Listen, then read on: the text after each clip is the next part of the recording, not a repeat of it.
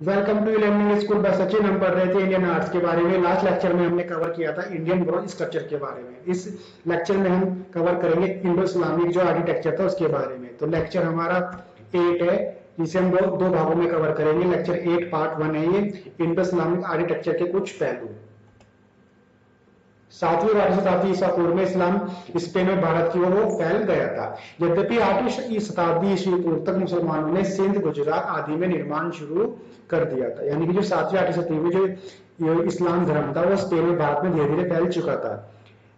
यह केवल 13वीं शताब्दी की शुरुआत में था जब दिल्ली सल्तनत के तहत बड़े पैमाने पर निर्माण गतिविधि शुरू हुई, जब उत्तर भारत के तुर्की राज्य विजय के बाद ये स्थापित हुआ। जो आप ये देख रहे हैं मेहरौली की कुतुब मीनार है जो कुतुबुद्दीन ऐबक ने बनवाई थी और इल्तुतमिश ने इसको पूरा कराया था।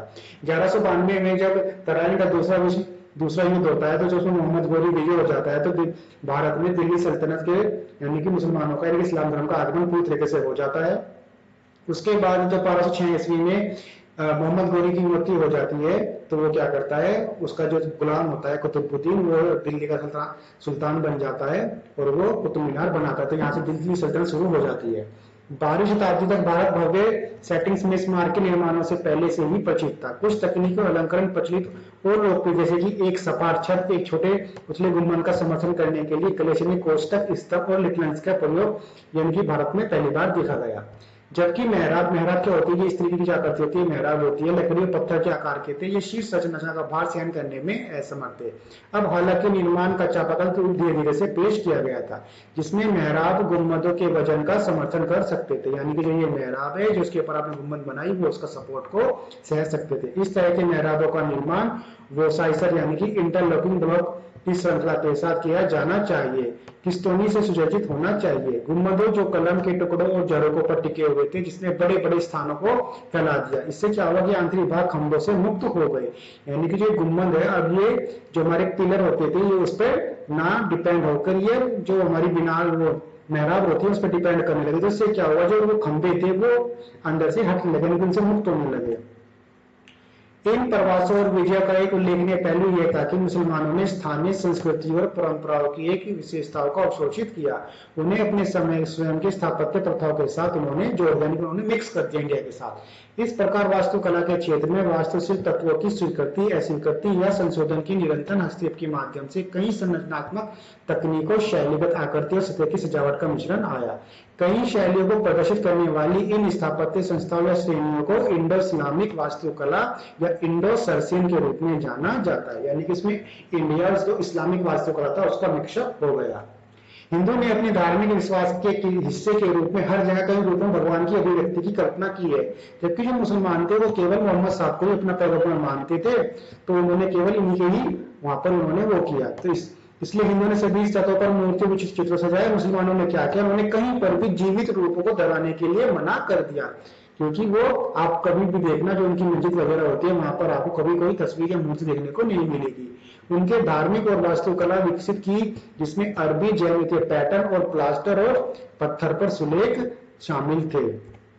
संरचनाओं के प्रकार, धार्मिक और धर्म निरपेक्ष आवश्यकताओं को ध्यान में रखते हुए दैनिक प्रार्थना के लिए जैसे कि मस्जिद, स्थापत्य भवन, जामा मस्जिद, मकबरे, दरगाह, मीनार, हम्माम, औपचारिक रूप से तैयार किए गए बगीचे, मदरसे, सराय या करावा सराय, कोस मीनार आदि का निर्माण एक अवधि में किया गया था। इस प्रकार उपमहाद्वीप में मौजूदा प्रकार के भवनों में परिवर्तन थे।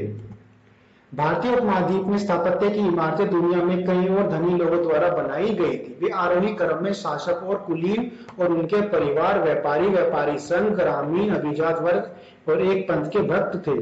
स्पष्ट सरेसेन, फारसी और तुर्की प्रभावों के बावजूद भारतीय इस्लामी संरचनाएं भारतीय वास्तुकला और सजावटी रूपों को प्रचलित संवेदनशीलता से काफी प्रभावित थी। बहुत कुछ सामग्री की उपलब्धता, संसाधनों और कौशल की सीमाओं और संरक्षणों के सौंदर्य सास की भावना पर निर्भर करता था। यद्यपि मध्ययुगीन भारत के लोगों के लिए धर्म और धार्मिकता बहुत महत्वपूर्ण थी। अब आते हैं हम शैलियों की श्रेणी।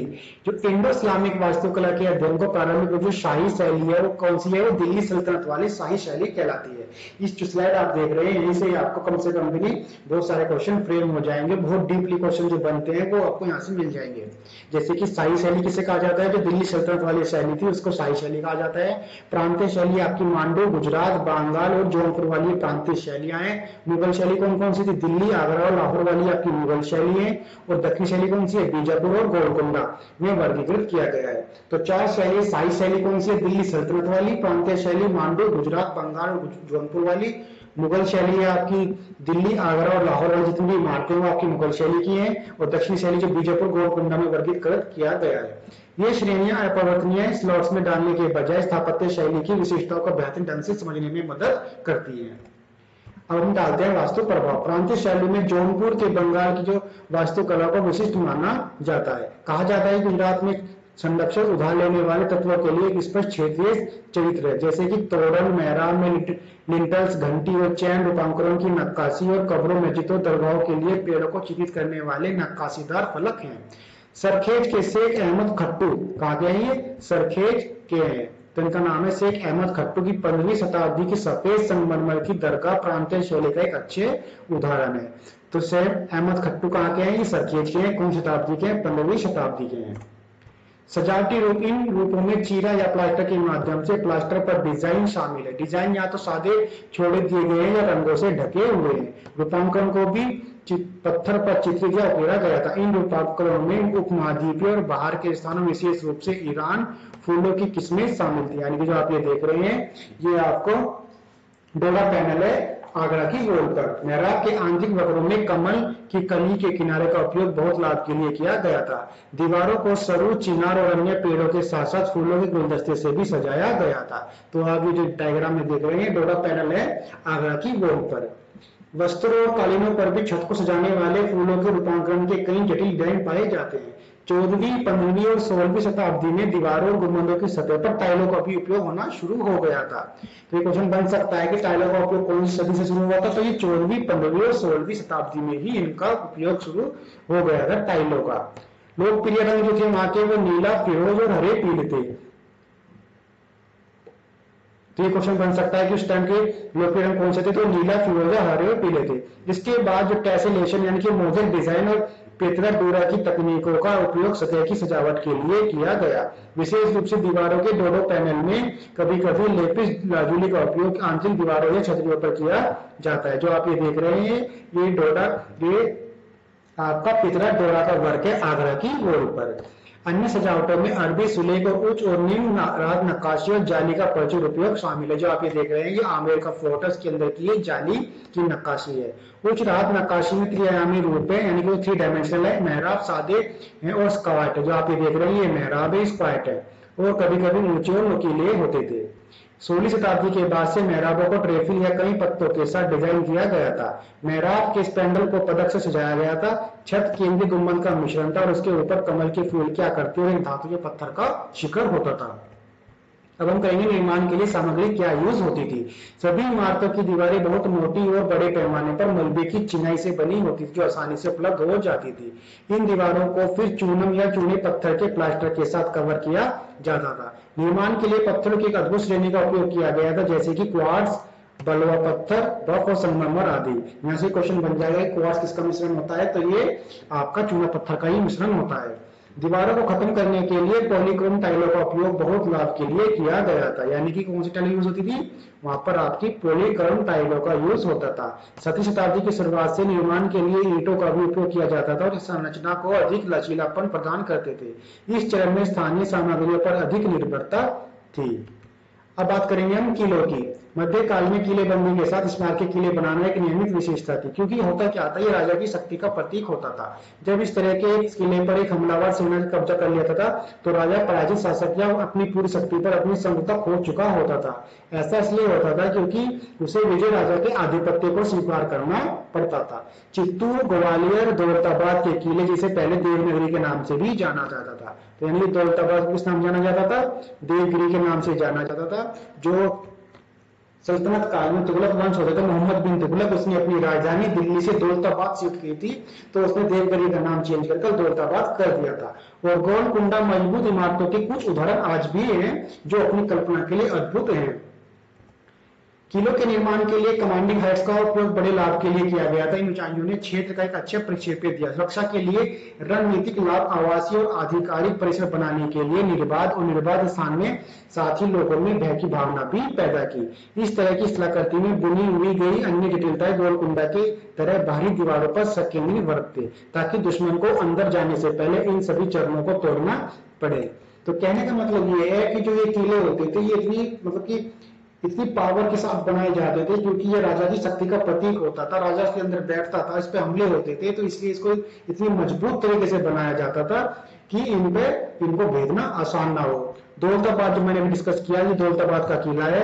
दुश्मन को भ्रमित करने के लिए कई रणनीतिक उपकरण थे, जैसे कि आप ये देख रहे हैं, ये इसमें इनको भ्रमित करने के लिए इन्होंने कई चरण बनाए हुए थे। इसमें एक तो जुड़वा किला ही था एक दूसरे के भीतर, लेकिन ऊंचाई पर और जटिल रक्षा मार्ग द्वारा पहुंचा जाने वाला दुश्मन सैनिक कई 100 फीट नीचे नहीं गया, ऊपर चला गया, अगर वो यहाँ से गिर गया तो मतलब खत्म है।